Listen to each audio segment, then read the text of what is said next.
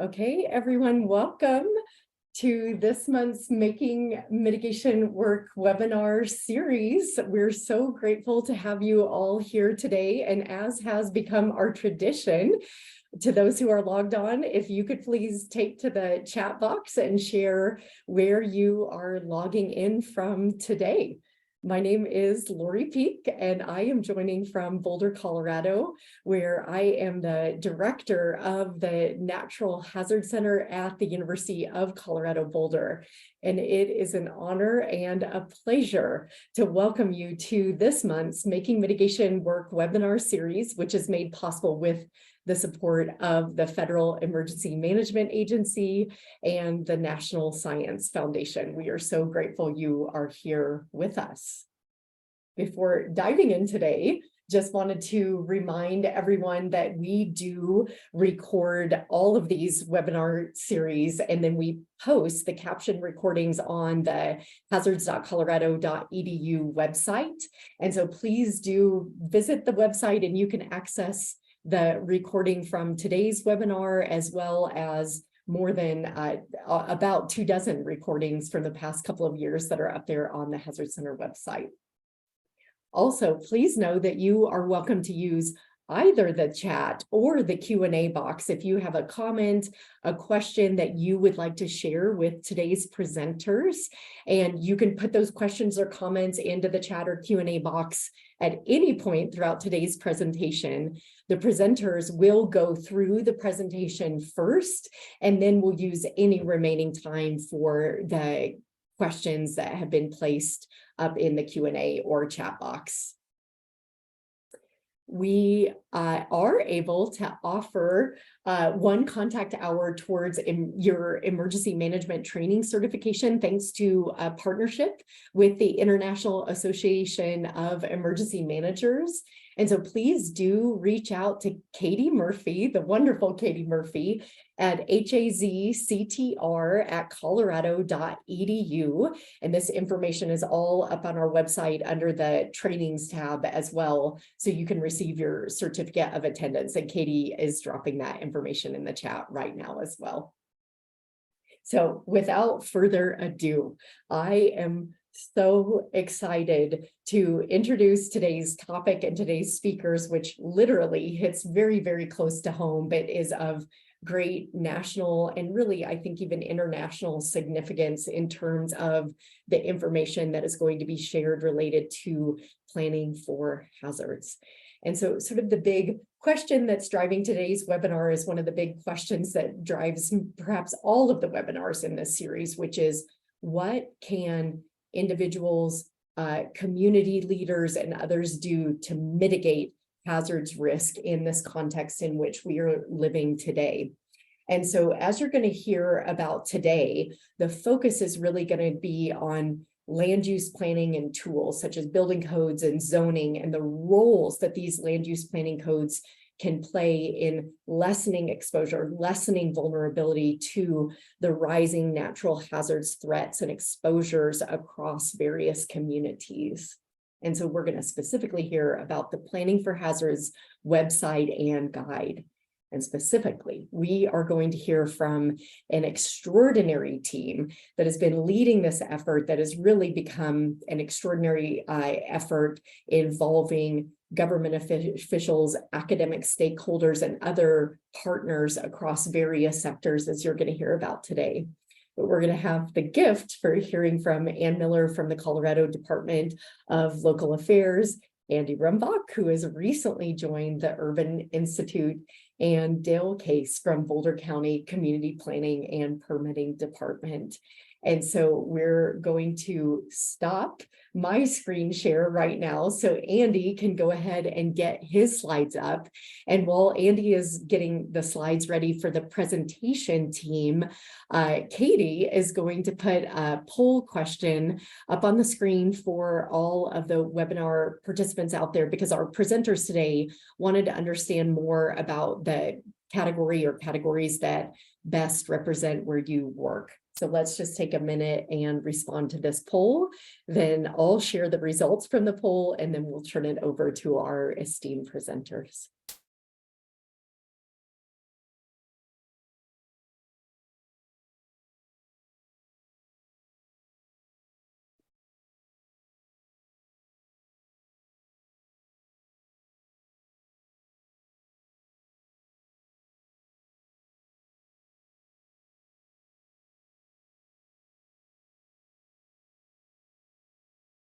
We've captured about 84% of participants, so I'm going to give it just a few more seconds and then I'll share those results on the screen. Perfect. Thank you, Katie.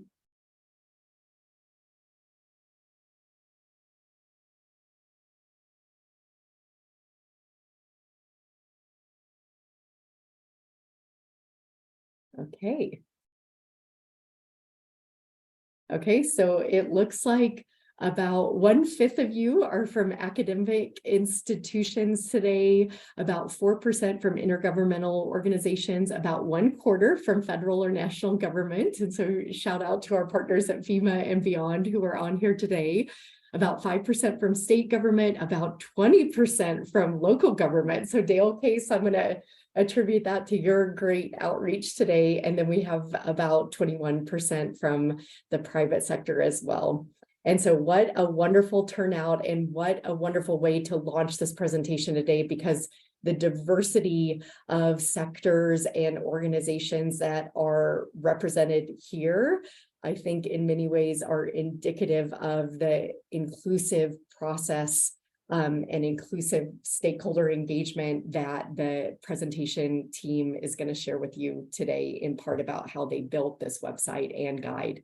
So we're going to take the results off the screen right now and turn it over to our presenters. Thank you so much. And Anne, over to you. Thank you to the Natural Hazards Center for hosting this webinar, and welcome to all that have joined us. My name's Ann Miller, and I am the Colorado Resiliency Office Director, and we're in the state of Colorado's Department of Local Affairs. And I'm so happy to have two partners on the panel with me today that were both very instrumental in the development and implementation of this guide that we're going to share with you today. Next slide. So I'm going to kick it off with providing some context, and then Andy Rumbach, who is formerly with the University of Colorado, Denver, and a longtime partner for the Colorado Resiliency Office. He'll provide an overview of the Planning for Hazards Guide and spotlight communities that are putting the guide into action. Then Dale Case, who has served on the Planning for Hazards Advisory Committee from the beginning when we first started developing this back in 2015. He'll share Boulder County's hazards planning work, which is pretty impressive. So without further ado, we'll get going. So in the wake of the devastating floods in 2013 in the Front Range, the Colorado Resiliency has its origins and really focused on spearheading the long-term recovery process. We've evolved as an office and moved over to the Department of Local Affairs and are codified in state statute. And the first of its kind resiliency framework was adopted in 2015, and then we updated it in 2020. It really sets that vision and strategy for how we build a resilient Colorado and is at the core of this work. Shaped by input from community voices and state leadership, the plan puts forward a vision and concrete strategies, including the Planning for Hazards Guide, which was in the 2015 plan. Colorado communities are taking action from updating their land use codes to developing local resiliency frameworks. And actually, folks across the country have been going to this guide, and you'll hear more about that. So we encourage you, if you want to learn more about the work we're doing in Colorado and our office, coresiliency.com is where you can learn more. Next slide. Learning from past disasters and avoiding and reducing future risk is key to our safety and livelihood, no matter where you are. Creating a resilient Colorado means adapting to and even thriving amidst changing conditions and challenges to maintain the quality of life, balancing economic vitality and conservation of resources. And this definition is in our state statutes. So this guides all of our work throughout state agencies and our partners at a federal and local level doing work in Colorado. Next slide. So we're really going to be tackling this question. Why is this so important? I think Lori laid the groundwork. And so next slide, please.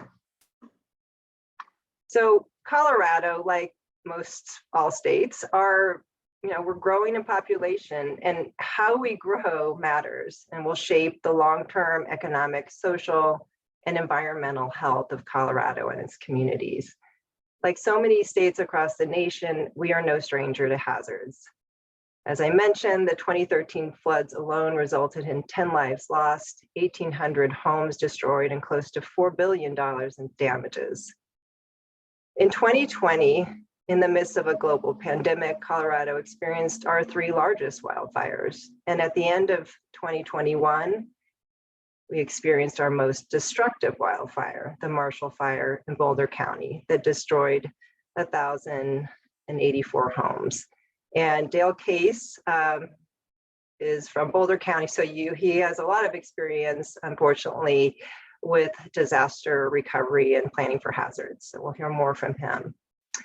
And we look to our local government staff and leaders to proactively plan to reduce these risks to hazards, from floods and fires to landslides to drought, you name it. So why land use planning? Next slide. Land use planning is an impactful tool for reducing risk from natural hazards and promoting sustainable, resilient communities. These practices limit hazard exposure by minimizing development in high hazard areas. A recent survey of American mayors found that an overwhelmingly majority pointed to land use tools like building codes and zoning as their most powerful tool for managing disaster and climate risk. And we know that investing in mitigation has a high return on investment. So it just makes sense. Next slide. Next, Andy Rumbach will provide an overview of the guide and showcase some ways we're putting it into action. Over to you, Andy.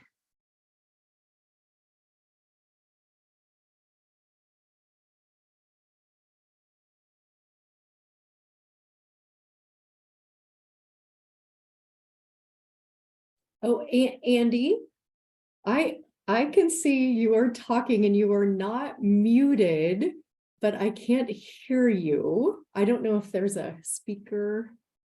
Okay, I can't hear you just yet.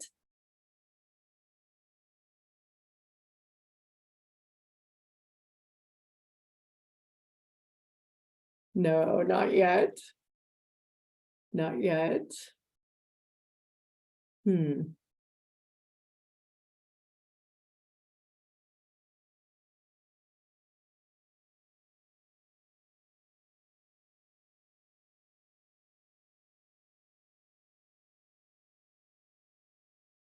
Not yet, darn it. I'm so sorry. I don't know if we were hearing you great before.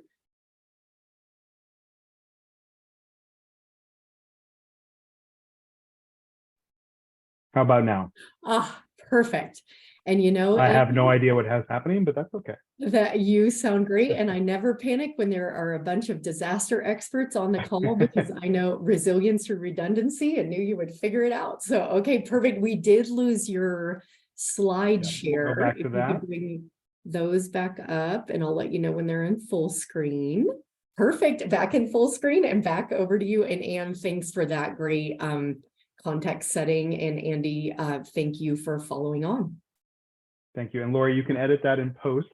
We can get rid of that moment during this. So yeah, thank you to Anne for setting that context. As she said, in Colorado, after the floods and fires in 2012, 2013, there was a wide recognition that land use planning tools were an important part of our hazard mitigation toolkit, but also a recognition that many local governments around the state did not feel adequately prepared to use their land use tool for a hazard mitigation action. And so that's really where the birth of the guide came from. The Department of Local Affairs came up with this idea that what if we sort of get people over the first line and help them to understand how they can leverage their land use tools in order to mitigate the kind of hazards that they face in their specific communities in their specific context. And so through a year-long process, working with a consulting firm, also an expert panel of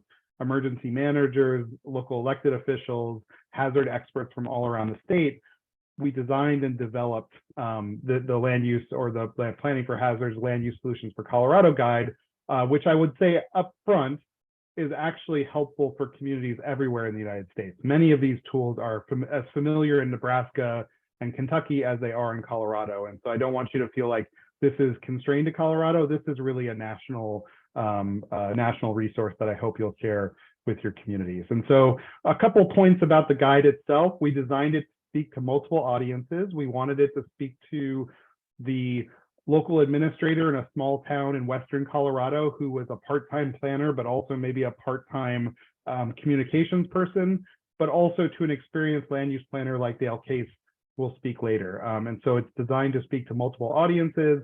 We really wanted to make sure the content was accessible in a variety of different formats.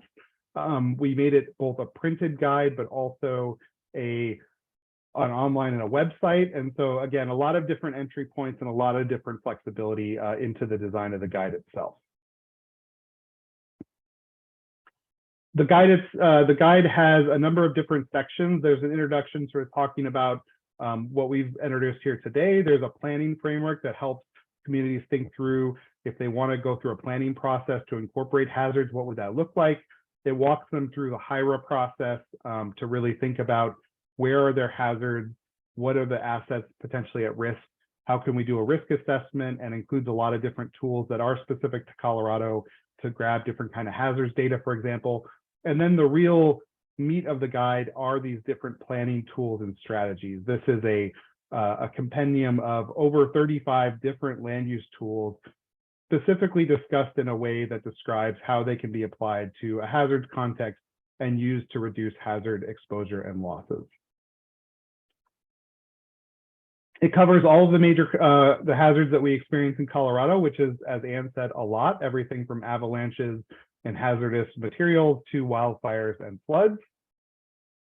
And here are all the different planning tool profiles. The ones that are nicely designed in the graphics here are the ones that were included in the original guide. And then over the last several years, we've expanded and continue to engage with local governments in an ongoing process to identify additional tools that they would think would be helpful within their own planning processes. And so it's organized into sections. We talk about big picture plans and policies. We talk about incentives. We talk about protecting sensitive areas, improving site development standards, improving buildings and infrastructure, and then finally enhancing administration and procedures. And so all of these different tools fit into those different categories, but they all look similar once you get into the tool profile themselves. So what's in the tool profile? Well, every tool profile, and I'm actually going to stop my share for 1 second, and then I'm going to reshare on the website itself. So when you go to the website, you're going to find that you land on the page here talking about today's webinar, and you'll see again that the guide is, you can download the entire printed guide or just the different portions of it if you want as a PDF, or you can use the website. And so once you get into the tools, you're going to see those high-level categories that I just talked about. And then once you choose one of those, you go into the tool profile. And so every tool profile works the same. It introduces it, again, for someone who's never thought about a comprehensive plan before. It describes what it is, why it's important, how it interacts with land use. And then it's going to talk about how can you actually integrate hazards into a comprehensive plan in this example? Well, there's different ways you can think about that, not just your future land use map, but other portions of your comprehensive plan as well. Then it's going to talk about, excuse me, then it's going to talk about, as you get later into the tool profile itself, what are some of the key advantages and talking points that you might use if you want to make the argument for incorporating hazards into this land use tool? And finally, what are some of the challenges that you might also experience? One of the great strengths of the Planning for Hazards Guide is that it's meant to be flexible. Not every community is going to use the same land use tools, as I'll talk about here in a second. And so we really want communities to understand upfront, what are some of the key advantages and disadvantages of different tools, which are the ones that we should choose for our own context in order to be most effective. And then if you go on the right side of the tool profile, you're going to see that the different hazards that that tool addresses, and you can click on that and find other tools that also address that hazard. You can download the PDF of just that specific tool. You're going to have a quick key facts here. And one of the sections here that's really important for us is the statutory reference, so that local governments can quickly understand how this tool fits into the statutory references, if that's applicable. And then finally, additional resources. And here is something that was really important to us, is that we always had many different examples of where the tool is used in a hazard mitigation context, not us just talking about it, but actual examples of people doing it. And so always, as much as possible, Colorado examples, Colorado communities doing this. And you can click right here and find, for example, the city of Longmont uses their comprehensive plan to do all kinds of interesting flood-related planning. You can click right there and go to their plan. I would also say, if you go, another feature of the Planning for Hazards guide, we have the tools, but then for over half of the tools, we also include model code language. And so again, this is all about getting communities over that first step of, this is easier to use than you think. Well, in many of these examples, if we have model code language that they can look at and then they can adjust for their own context, again, that lowers the bar to entry to use these things. So for example, we have a cluster subdivision model code that talks about the cluster subdivision tool. We have the actual model code language on the right or on the left, and then we have legal commentary on the right to talk about things that places might want to consider. So again, this is a sort of plug and play feature of the Planning for Hazards guide, is that you can take some model code language that you can then modify and use right in your own local codes and ordinances with the guidance of your staff attorney, of course. Last thing I'll say here while I am on the site is we've always endeavored to have more than just the guide as resources. And so we have a number of other resources on the site. We hosted a number of different webinars over the years around these different tools, where we brought together local governments that were using them to talk in much greater detail about how they were doing them. We have video interviews with a number of different people who have been involved with engaging or deeply involved in incorporating or implementing these tools in their communities, sort of interviews. We have more general video guidance on different aspects of planning for hazards. So again, a lot of different resources here that the user of the website can access, and hopefully come back to the website again and again as they're looking to do this work in their own community.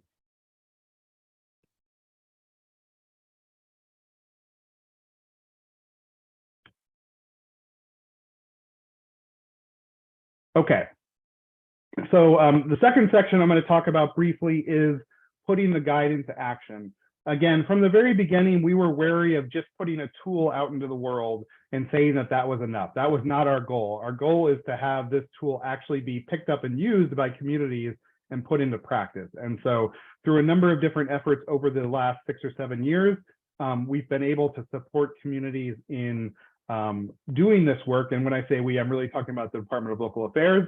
And so the underlying theory of that is always about how do we actually engage with action, or how do we encourage action? Well, it's often about forming a network locally who includes people who are subject matter experts. Places don't want to be the first ones to do these things. So once you have those people together, they need examples from other communities and best practices that they can take and make their own, right? No one wants to be the Kool-Aid man, the first one through the wall. They want to be oftentimes following other communities and learning from them. And then finally, we always want to include local elected leaders, political leadership, and champions to help make these things happen. And so we have a few examples here in a little bit of places that have actually done this work. But one thing I wanted to point you towards was a fantastic resource that was a sort of a second wave of work that we did on the Planning for Hazards guide. And this was led by the Department of Local Affairs, but they developed this implementation guide, which was, we have all of the resources in the Planning for Hazards guide. Well, what does a plan in a box look like if you wanted to actually go through this process from soup to nuts? So start at the very beginning, identifying the hazards that impact your communities, looking at which tools you might take up in order to address those hazards, going through the process of actually developing those tools, and then finally adopting them and putting them into practice. Developed all of the resources to do that and piloted that with 2 communities, Milliken and Manitou Springs, and this was throughout 2018 and 2019. And so on the website, if you go to the section on action, you're going to find these PDFs. This is all open source and available. We want communities to take this stuff and to use it. And so we have an entire workbook that literally walks through a 12-week or 12-session process from beginning to end, all the way from hazard identification to establishing and maintenance procedures at the end. All of the different meeting agendas, all of the different slides, all of the things you should be talking about, what homework you should be giving to people. It's truly a plan in a box for doing planning for hazards. And again, we want communities to use this. There's no reason that we should be there's no reason we should be reinventing the wheel again and again. This is ready to go, ready to make useful for your own community. And so it's a really tremendous resource that's right there, and it works hand in hand with all the tool profiles and the model code language. Okay, so let's use a couple of quick examples, small snapshots before Dale talks about Boulder County. So a few places that have done this work using the Planning for Hazards Guide. Well, first one is Milliken. This is a fast-growing town in Weld County, Colorado. Has actually quadrupled in size in 20 years, which is a tremendous rate of growth. And with that has come exposure to a number of different hazards. Most problematic have been flood hazards. And so the city recognized after the 2013 floods that increased precipitation and additional flood, nuisance flooding, as well as catastrophic flooding was a big issue. And one of the ideas that they came up with was to really revise their landscape ordinance to help manage different water-related hazards. They had an advisory committee that was working under the supervision of the Planning Commission. They first, attached their work to the goals of the comprehensive plan, which reflected their interest in becoming more resilient to hazards. And then eventually they came up with a new ordinance that worked in their political context, which meant that it applied to all new development and includes things like species selections and site standards, so that all new development in Milliken, which is a lot because they're growing fast, will be much smarter in terms of their landscaping, how it'll help to reduce the impact of flooding and also to be more resilient to droughts in the future. And this is all on the website as well. You can go and look at the actual ordinance they passed. You can look at their language, and we also have model code language for the landscape ordinance tool. The next example is Green Mountain Falls. This is a very small town, about 875 people. This is, if you've ever been to Manitou Springs, keep going into the mountains and you'll get to Green Mountain Falls. It's a beautiful community that's really tucked into the foothills. A lot of hiking, a lot of summertime activity in this area. That also means they have a big accumulation of wildland fuels and fire risk, as well as some downtown flood risk. And so Green Mountain Falls is an example where they really, when they were creating a new comprehensive plan, the first one I think in 35 years, they really prioritized hazard mitigation in their comprehensive plan and used the Planning for Hazards guidance on comprehensive planning to help make that happen. You'll see there that I think a key feature that we really recommend is not having resiliency or hazards be a section or an annex of your comprehensive plan, but to really try to put it through everything to make it a lens you see all of your decision making through. And you'll see that in the Green Mountain Falls plan. There's resiliency woven throughout, including their land use elements. And so again, that's on the website, as well as guidance on the comprehensive plan and a lot of other examples as well. And then lastly, we have the town of Manitou Springs. This is a small city of about 5,000, right on the foothills of Pikes Peak. A beautiful community with all kinds of great visitor stuff to do. Highly recommend you visit if you're in Colorado. It's a wonderful day trip.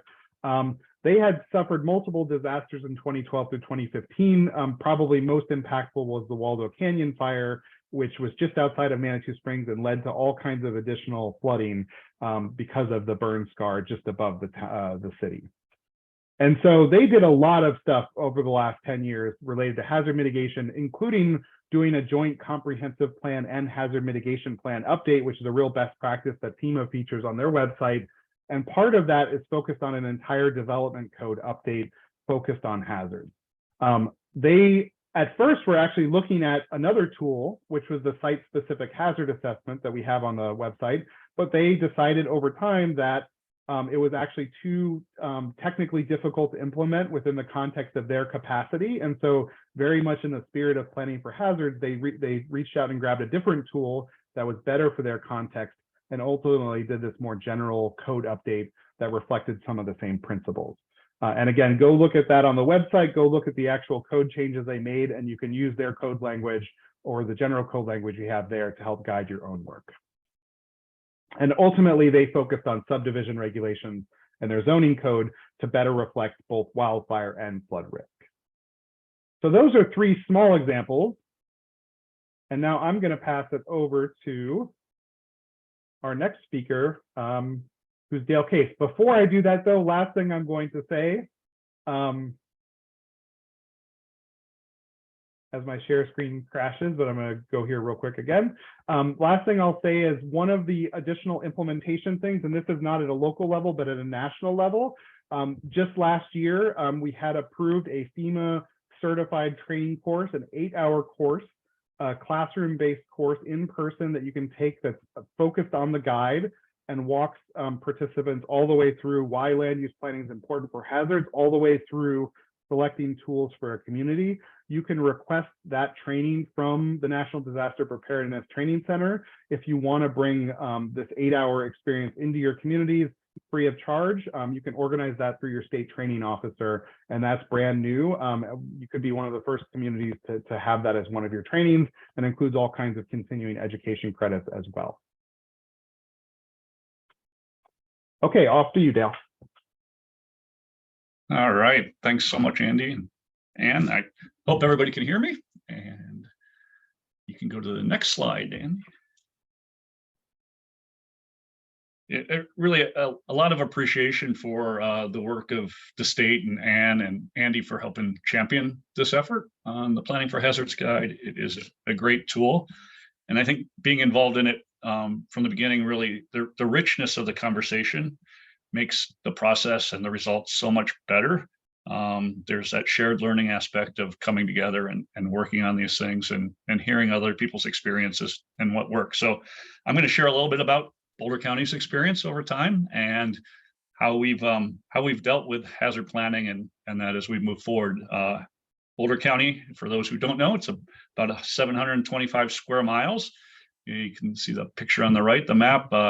About a third of the counties in the plains, lowlands, and then 2/3 is a mountainous environment. So we range in elevation from a little over 5,000 feet to 14,000 feet. So quite a diversity in the county. And we've got about 330,000 residents, about 45,000 in our unincorporated county areas, which is under the jurisdiction in which I work. So I think, what we'll talk about it again, I think Ann set up really nicely, is why is mitigation planning important for us? Why do we do it? And I think really there's a really strong relationship we've learned between planning and the pre-planning, the proactive piece, the response piece after a disaster, and the importance of considering planning at that point, and then through the recovery phase of disasters. So next slide, Andy. Thank you. And we had no shortage of disasters, unfortunately, in this county over the last 20, 25 years. And it started well, a long time ago, but recent history, 1989, we had a fire, Black Tiger Fire, about 2,100 acres, 44 homes destroyed. That really started setting up some of our programs and policies as we move forward. We've had several fires since then in 1990, 2009, 2010, our 4 Mile Canyon fire, which is another large fire where 165 homes were destroyed. Then in 2016, the Cold Spring Fire, 2020, Calwood Fire, and then 2021, as Ann mentioned, the Marshall Fire, which in the county, total almost 1,100 homes lost. In the county, we lost 157 homes. And so trying to really figure out how to respond to those, recover, and plan to help mitigate against those future disasters. And then sprinkled in there in 2013, we had the flood, which unfortunately we lost 4 residents of the county's lives and almost over 800 homes destroyed in the county at that flood. And then 2011, after the 4 Mile Canyon Fire, we had the floods that resulted from that fire with a heavy downpour of over 2 inches over that burn area that caused lots of flooding and debris flow issues as we move forward. So next slide, Andy. The 2013 flood again shows some of the bottom right picture, a historic resource that because the community knew where it was, knew how important it was. They rushed to that spot when the flood was happening, and were able to save that historic resource by getting piers under it and jacking it up so that they saved it. The local fire district and the community really took that on. Great example, but we lost again lives during that flood, 150 miles of roads and bridges. So the impacts of disasters are tremendous. And I think Ann's slide 2 of showing the cost ratio of planning is really important consideration, and the importance of doing this work up front. So how do we use the guide, or how do we have input to the guide? And next slide, Andy. We do it in a multitude of ways, like most of planning. We do a little bit of everything. And as planners, we sometimes do a little bit all right, and we have to bring in the subject matter experts to help us get to the finish line on different items and different things. So it really is a collaborative effort between us and all our partner organizations as we move forward. We do it through comprehensive plannings, our hazard mitigation plan, watershed planning, our capital improvements programming as well. We have a really strong regulatory framework within the county that helps implement the plans through zoning, subdivision, our floodplain regulations, and our building code. And then we have programmatic pieces that really help us build community support and build efforts with our partner organizations to actually move things beyond just the regulatory framework to implement and do hazard mitigation.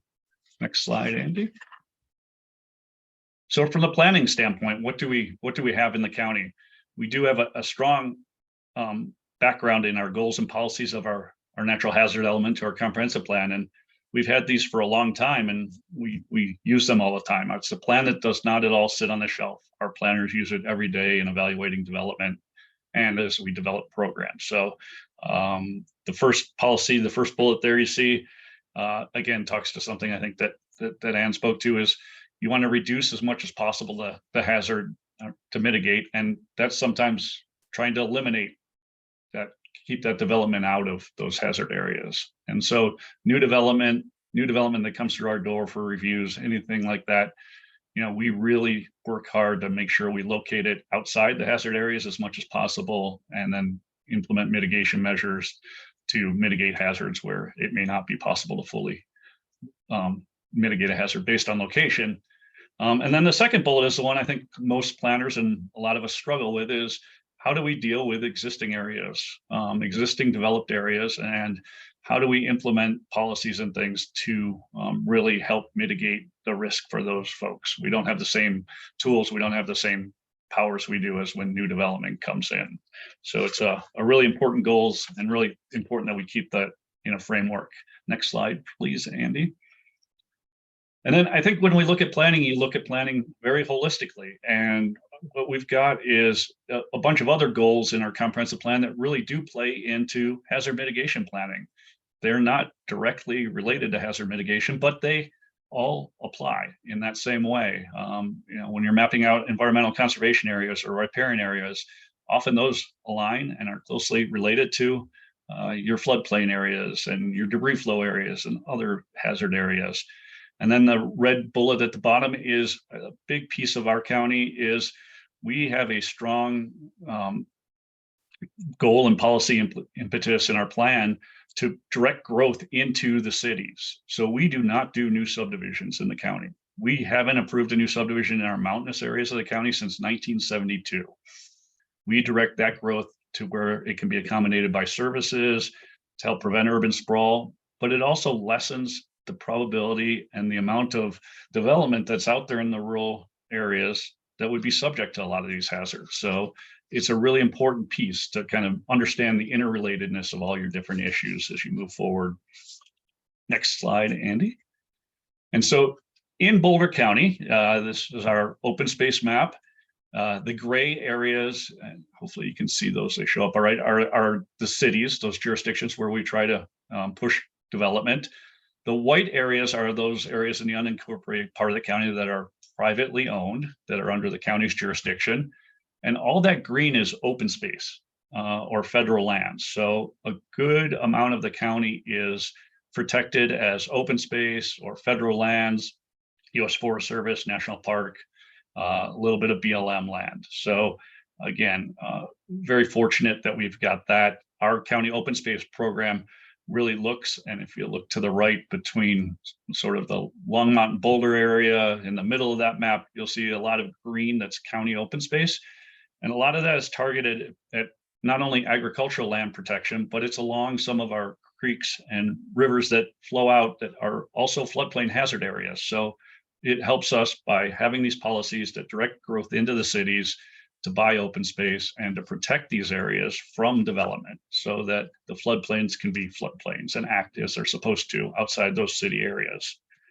And I think those kinds of actions and the fact that we don't do new subdivisions in the mountains, that has protected that the fire risk in those areas. It's protected the flood risk in all those areas by not having that development. But it's always hard to prove what didn't happen, right? We can't say, well, we saved this many homes or we saved this many things, but we just don't have that development. So when the floods happened, when the fires happen, there's a lot less development in those areas for it to happen, to hit. Next slide, please. So our regulations, as I mentioned, are just typical regulations in a county, and I have the hammer and nail as part of the toolkit. It's the hammer is the regulatory side of it. And we have several different things that most jurisdictions have. The ones I'm going to talk about a little bit are site plan review and our Article 19 post-disaster regulations of how those fit into what we do in Boulder County. Next slide, please. So this is one of our code criteria that we've got in the county, and it's key to have strong criteria. And this is, using a tool from the toolbox in the guide of site-specific analysis. So when we look at any development in the county, we are doing it on a site-specific basis. And one of the pieces that we look at in that is having code criteria that allow us to adjust the development proposal or even deny it based on hazards that may be present on the site. You can go to the next slide, please. And so if you look at this slide, if you look at the map on the left, that is what a county subdivision looks like in Boulder County. Does that look familiar to everybody as a platted subdivision? No, it doesn't. These are mining claims, patented mining claims that under the mining law of 1876 and property rights issues, we recognize these mining claims as legal building lots. And it's just a matchstick pattern overlaying the mountainous areas of the county. Spread in between is often federal land, Forest Service land, or BLM land. So it's really hard for access. It's really hard for mitigation measures for wildfire to be collaborative and be landscape scale. So we, again, have to have these site-specific criteria that we put on. And these came out of after the Black Tiger fire in 1989. We developed this site plan review process and started looking at this hazard mitigation, especially for wildfire, on every new home that was built in the mountains and additions of over 1,000 square feet. So we apply these criteria to those types of development. And those things look at landscape, it looks at water supply, it looks at access to the house, it looks at defensible space and so forth. So next slide, please, Andy. And this is a typical condition that we would place on a new residence. And you'll see in this case, this is the beginning of it, the wildfire mitigation. We can change the location of the house, keeping them out of fire chimneys and other areas. We require ignition resistant materials. We're going to look at emergency vehicle clearance on access. We're going to look at emergency water supplies. And then these conditions are all enforced through the building permit process and through inspections. And so we're going to look at the defensible space. We'll go out and mark trees oftentimes, or have them hire a forester to mark trees for their defensible space plan and go approve that. So really a lot of on the ground work with the residents, with those folks building and trying to mitigate those hazards as we move forward. Next slide, please.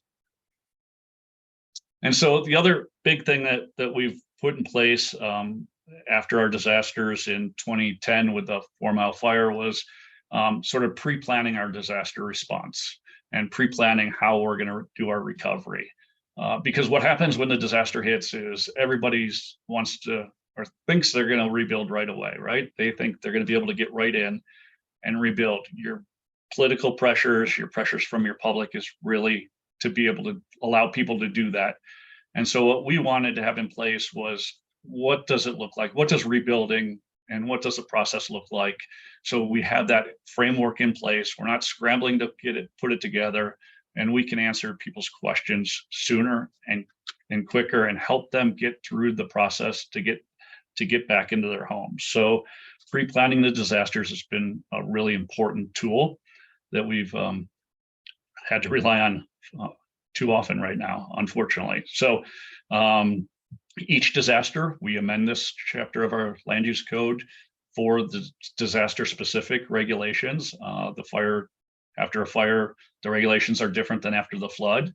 After the floods in 2013, we instituted a hazard mitigation review process. And that was really to allow people, usually you can rebuild after a fire, right? Or a flood, a destroyed property in many zoning and land use codes. You get to rebuild what you had previously. And there's not a review, or it's much simpler process. We didn't want to necessarily encourage people to just rebuild exactly where they were. We wanted them to consider locating somewhere else. And we didn't want to actually then have that trigger our normal site plan review process. If people were going to be doing the right thing, we wanted to figure out how to help them do that and help get them there. So we instituted a hazard mitigation review process, and talk a little bit more about some of the other pieces that we did on the next slide, please, Andy. So we also, as part of the flood, did a buyout program, again, trying to remove hazard properties from development. So we bought out 47 in the unincorporated parts of the county. And you can see from the map, they're spread both in the mountains and a few in the plains area of the county. We did creek restoration projects, which really trying to restore the floodplain. Really important piece of the county, and really working with our state and federal partners on funding for all these pieces. So key. Road and bridge resiliency, as we reconstructed our roads and our bridges. How do we build them better? How do we build them stronger so they're going to survive the next event? And how are we going to do things that also meet some of our other goals of bike lanes and things like that? I mentioned the land use reviews, the hazard mitigation reviews. We did a erosion and debris flow mapping with the state. The state came in and really helped us do erosion and debris flow mapping so we could see where there's going to be hazard areas in the future caused by these events and that were already existing. We've revised our floodplain mapping, and we've just completed some fluvial hazard mapping, again, with the state as our partner on that we'll be looking at how do we address that through implementation, through code and other measures for the fluvial hazards. Next slide, please. And again, the Marshall Fire, putting all those pieces into action again, and 157 homes lost, 6,000 acres burned. Tragic situation that burned into the city. So this happened on the plains. It happened in the last day of December, or second last day of December. It happened in a place that our wildfire partners or other programs hadn't addressed in the past. We've been dealing with the forested areas mainly. We knew that there was hazards. We've had grass fires, they've moved fast, but a lot of our programs and things like that on fire had been really looking at the mountainous areas. Next slide, please. So post Marshall Fire, what we did is, as I said, we try to pre-plan our disasters and have our requirements in place, because it's the hardest thing to do is to pass new regulations and new requirements on people after they've lost something, make them subject to something new. And so we generally try to have all that decided up front before the disaster hits. In this case, we did not have ignition resistant material requirements in the plains part of the county. So we did amend our building code to require IR materials in the county. We started our Wildfire Partners program in the mountains back in 2010, 2012, and that really is getting homeowners to act, to get them involved in mitigating on their own properties, giving them the tools, the education, the information by having a person go up there and evaluate their property with them, and giving them a list of things that they can do to mitigate their property. And we expanded that onto the Plains last year as a pilot program. And sorry, my phone's ringing. And at that pilot program, we'll keep expanding and learning from that and what's different from having to do it on the Plains and where development's closer together, different fire behavior and so forth. We'll be expanding that. We were able last year to pass a sales tax in the county that's going to generate us about $10 million a year for mitigation programs. And so what we're doing now is updating the county's community wildfire protection plan. And again, that planning process, using the tool, one of the tools in the guide, to really bring together the community, to bring together those conversations, to talk about how we do this mitigation and how do we spend this $10 million a year to benefit the entire county, to benefit the residents as we move forward. So I think what I wrap up with is, we can only do so much from the planning and government side. What we are trying to do with the Partners Program and our Community Wildfire Protection Plan and other comprehensive plan updates is really involve the community to get them thinking and acting, and really involve the entire community as we move forward, really with our efforts around equity and inclusion. Planning is about people, and it's so important in response and recovery to a disaster to be thinking about how we're planning to mitigate against the next disaster. And we have to be listening to those people that were impacted. Our biggest lesson learned is to not go out there and tell them what the regs are or what we know. After disaster, it's to hear from them first. It's to take advantage of our partners at FEMA, our partners at the state, as we can move forward on working through programs. And I think the other message that I like to send to folks is use those resources, because we have resources at the county. We're a fairly large county with a fairly large staff. But when a disaster hits and when you have opportunities to really start planning mitigation measures for the next disasters, you have limited staff to do that, even at Boulder County. And you're relying on the same staff to do response and move into recovery. And so you miss opportunities to maybe be more proactive in how you would do that. And so you've got to look to ways to do those partnerships, to find the resources and to protect your staff from burnout. It's really hard work. And I think the staff here does a great job, and we couldn't do it without our other partners, though, at the state and FEMA. So that wraps up my part. So thank you. Thank you so much, Dale and Andy and Anne, for that, but both comprehensive presentation, but also deep dive into several examples, including right here in Boulder County. And so now we do just have a few minutes, about 3 or 4 minutes left for questions or comments from the audience. And so if you do have a question or a comment and want to drop that into the chat or the Q&A box, we will take that now.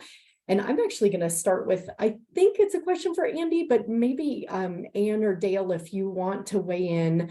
So Andy had noted that they had conducted a survey of Boulder County residents, and over 70% supported this decision to adopt stronger wildfire protections.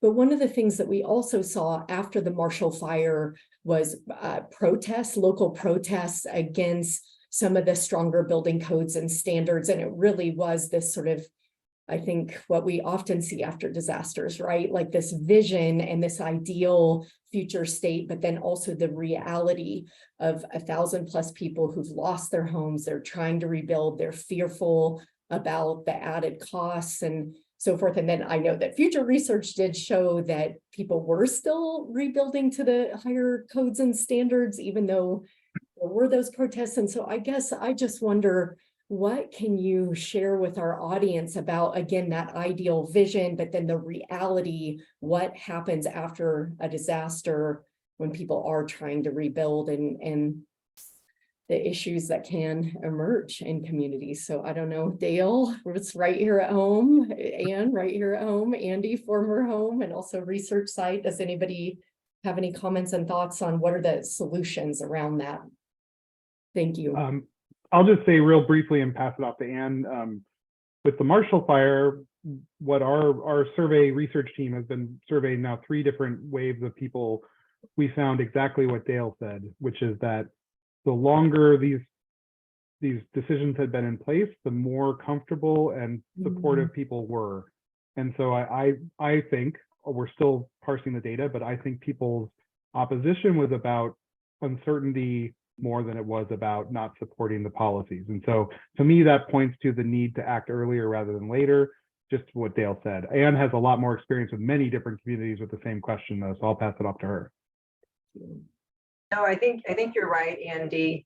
I do think that having some state incentives probably contributed to ease some of that concern over the kind of gap from insurance and the rebuilding. So those are all very visceral and real needs, and they probably happen after most every disaster, as you guys have said. Dale, anything else to add? No, I just as an example, we've had our green building code since 2008, and we've kind of ratcheted that up every time we adopt new building codes. And so it's been part of our DNA at the unincorporated part of the county for a long time. And so we didn't get much pushback from the community on rebuilding of trying to roll back anything or do any special exceptions for that. Whereas the communities of Superior and Louisville, who had just adopted some of these things or were looking to adopt, hadn't even, they couldn't go that far. So again, having things in place is super helpful. You 3, what I heard in that response was starting with Dale at the long-term cultures of mitigation, but then also early communication after a disaster from Andy, and then incentives from Anne. And so thank you, you 3 for that. And Samantha has asked a fabulous question in the chat, which will be, I think, our last question for this session. Is Samantha wanted to know, Dale, could you please speak a little bit more? Very impressive with the $10 million dollars a year for the mitigation, what just passed. Can you talk about what kind of outreach happened here in Boulder County to lead to the passage of that, and what lessons learned? Thank you.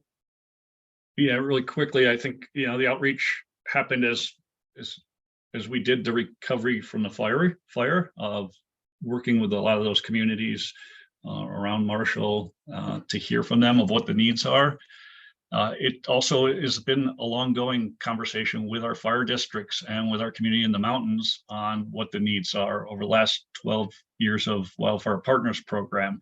And so kind of all those things coming together and continuing those conversations last year, a great champion in Commissioner Matt Jones for wildfire mitigation work, and him and the other commissioners kind of leading the charge last year to kind of say, this is the time. We have to take action now if we're going to make a meaningful change, if we're going to be able to mitigate on the plains and help those communities recover and do forest mitigation in the mountains to bring together all our different jurisdictions up there. This is the time. And so I think it was just, after disaster, unfortunately, people are very aware, and that's the time to often be able to take some action and get things done.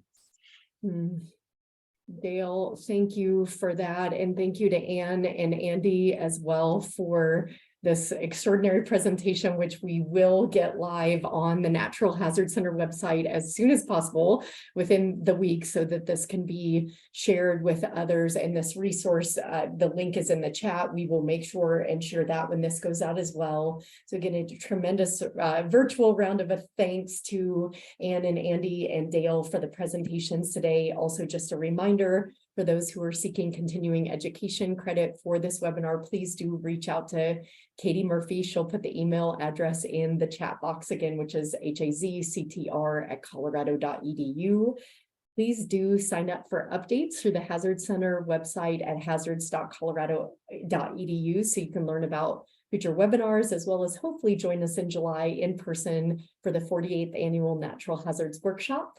And then finally, we hope you will save the date for our upcoming June Making Mitigation Work webinar on June 13th, which is a Tuesday at 11 a.m. Mountain Daylight Time. And with that, we are at the top of the hour, so we're going to call this session to a close, ending where we began, with gratitude again for Dale, Andy, and Ann for sharing your time, talent, and expertise, and these lessons that can absolutely, and we hope will be shared across the state of Colorado, but across all the other states, tribal regions, and territories in this nation. So thanks, everyone, and thanks for being here with us today. Please take care of yourself and others. Bye. Thank you. Thank you. Bye-bye. Thank you.